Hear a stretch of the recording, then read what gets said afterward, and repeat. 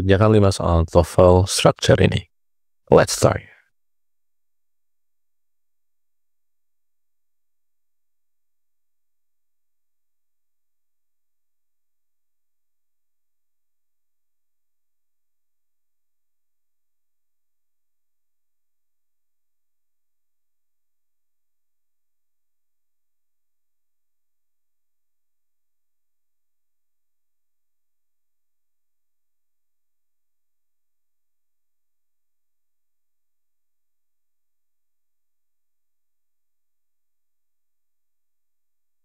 Untuk nomor 1 ini, kalau kita lihat titik-titiknya, kita akan menemukan bahwa sebelum titik-titik ini kita menemukan when yang berfungsi sebagai conjunction.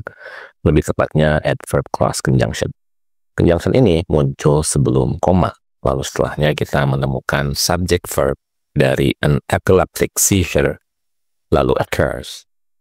An epileptic seizures dan occurs ini adalah subject verb yang berfungsi sebagai main clause. Oleh karena itu, adverb clause conjunction when memerlukan subject verb. Kata-kata setelah titik-titiknya kita tidak menemukan baik subjek dan verb.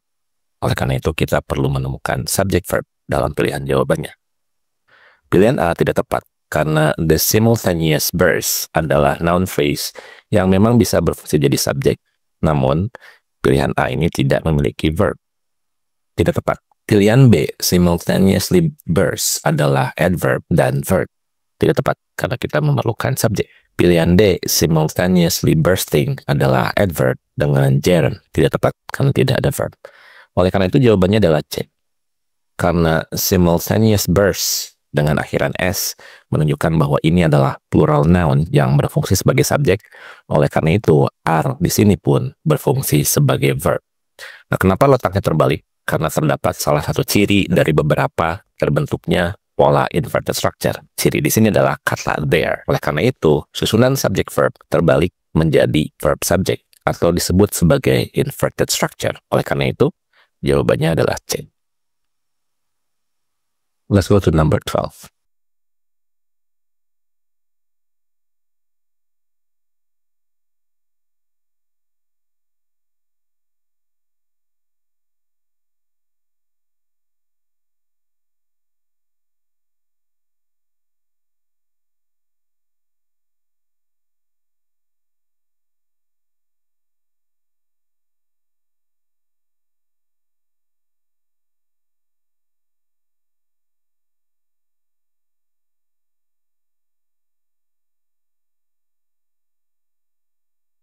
Untuk nomor 12 ini, kalau kita melihat titik-titiknya, sebelumnya kita menemukan one purpose yang merupakan noun phrase, berfungsi sebagai subjek.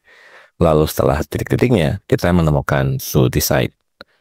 To decide adalah to infinitive, bukan merupakan verb untuk one purpose. Lalu setelahnya kita menemukan if yang berfungsi sebagai conjunction, is berfungsi sebagai verb, dan sufficient evidence berfungsi sebagai subjek. Ini adalah inverted structure seperti yang sudah dijelaskan di soal sebelumnya. Karena salah satu ciri terbentuknya inverted structure adalah adanya penggunaan kata there atau kata-kata lainnya yang termasuk dalam kategori place expressions dan bentuk-bentuk lainnya dalam inverted structure. Oleh karena itu, kesimpulannya soal ini tidak memiliki verb untuk subjek one purpose. Untuk pilihan D, a grand jury adalah object of preposition karena letaknya yang muncul setelah of. Sedangkan is memang merupakan verb, tapi is adalah verb dari which yang berfungsi sebagai conjunction sekaligus subjek. Pilihan C, a grand jury juga adalah object of preposition dari for. Pilihan B juga adalah object of preposition dari of. Oleh karena itu jawabannya adalah A. Karena a grand jury memang adalah object of preposition dari of. Namun di sini kita menemukan is yang berfungsi sebagai be verb atau verb untuk subject one purpose. Oleh karena itu jawabannya adalah A. Let's go to number 13.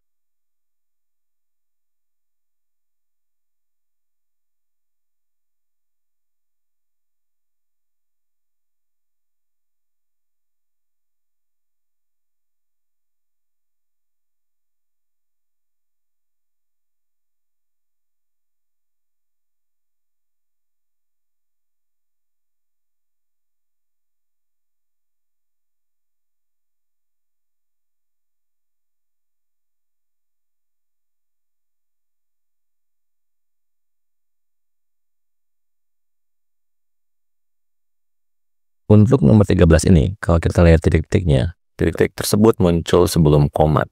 Lalu setelah komanya, kita menemukan subjek, lalu verb. Nah, kalau kita melihat pilihan jawabannya, seluruhnya terdapat verbs, walaupun salah satunya adalah to infinitive dari pilihan D.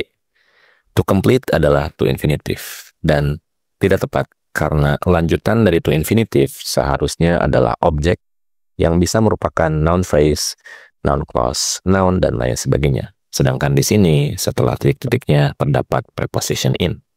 Tidak tepat. Pilihan A pun tidak tepat, karena complete adalah verb 1. Apabila kita menemukan verb 1, maka jumlah verb sudah 2. Oleh karena itu, kita memerlukan satu subjek kembali dan satu conjunction. Tidak tepat. Pilihannya antara B dan C. Completed dan completing. Completed adalah verb 3 atau past participle, dan completing adalah verb ing atau present participle. Apabila muncul di awal kalimat sebelum koma, maka kedua verb ini adalah bentuk verb dari reduced adjective clause. Completing berasal dari which completed, lalu completed berasal dari which was completed. Dalam bentuk reduced adjective clause kalimat aktif, yaitu completing, memang which sebagai conjunction subject dihilangkan, lalu completed secara otomatis berubah menjadi completing. Sedangkan pilihan B adalah reduced adjective clause kalimat pasif, di mana which sebagai conjunction subject dihilangkan, lalu be verb was juga dihilangkan. Tersisalah completed sebagai verb 3. Nah, yang membedakan antara B dan C adalah apabila bentuk kalimat pasif, yaitu completing, kelanjutannya adalah objek, sedangkan which was completed dalam bentuk kalimat pasif, kelanjutannya adalah preposition. Nah, kalau kita lihat kalimatnya, setelahnya terdapat preposition. Oleh karena itu, jawaban yang tepat adalah pilihan B. Let's go to number 14.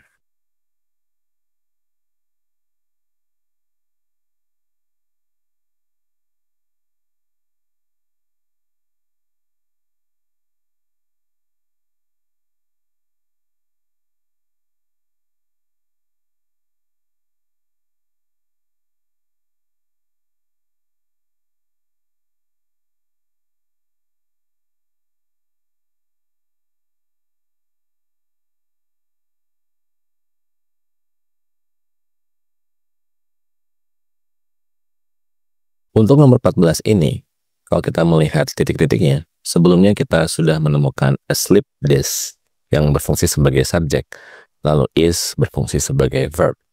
Lalu setelah titik-titiknya kita menemukan pursuits and presses yang berfungsi sebagai verb.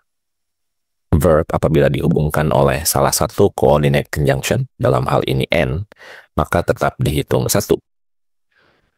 Pursuits and presses ini adalah verb untuk subjek the intervertebral dish. Oleh karena itu, di soal ini kita hanya memerlukan conjunction. Untuk pilihan A, what itu tidak tepat, karena what adalah conjunction yang beberapa di antaranya muncul setelah verb dan muncul setelah preposition. Pilihan B juga tidak tepat. Memang which adalah conjunction yang bisa muncul setelah noun, dan a condition adalah noun yang berfungsi sebagai objek. Memang tepat. Namun, verb is akhirnya membuat jumlah verb di kalimat ini menjadi 3. Apabila kita memiliki 3 verb, maka wajib ada 3 subjek dan 2 conjunction. Tidak tepat. Pilihan D, that memang adalah conjunction yang bisa muncul setelah noun. Namun dalam pola tertentu. Namun, that dengan beberapa conjunction lainnya yang muncul setelah noun itu akan seringkali berfungsi sebagai conjunction sekaligus subjek. Oleh karena itu, apabila kita memilih that, maka seharusnya setelah that langsung muncul verb. Sedangkan pada kalimat ini, muncul terlebih dahulu subjek, baru verb. Oleh karena itu, pilihannya adalah C, in which. Apabila which dan beberapa conjunction lainnya ditempatkan setelah preposition, maka lanjutannya adalah subjek dan verb. Nah, ini adalah salah satu jenis soal yang sering muncul di TOEFL ITP. Karena kita harus bisa membedakan kedua pola bentuk ini. Sebenarnya terdapat beberapa pola lainnya lagi yang berhubungan dengan penggunaan conjunction yang saya ajarkan di AP Academy. Let's go to number 15.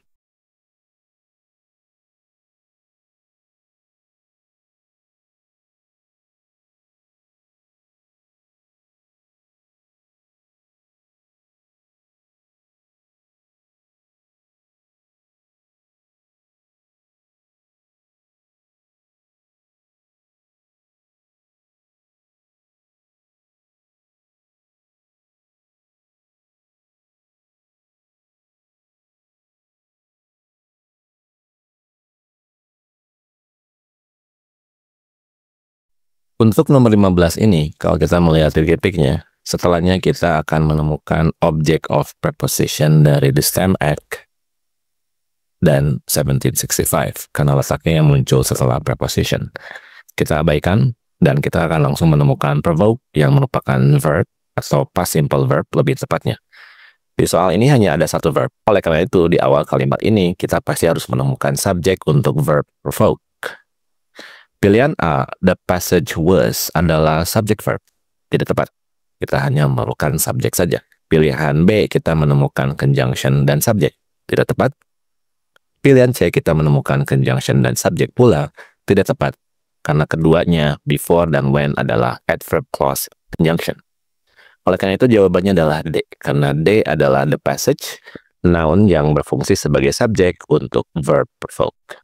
Kalau kamu ingin pelajari seluruh pola menjawab soal TOEFL ITP yang paling sulit, kamu bisa belajar dengan saya di AIB Academy. Klik video ini untuk melanjutkan pembahasan nomor 16 sampai nomor 25. My name is Andrian and I'll see you around.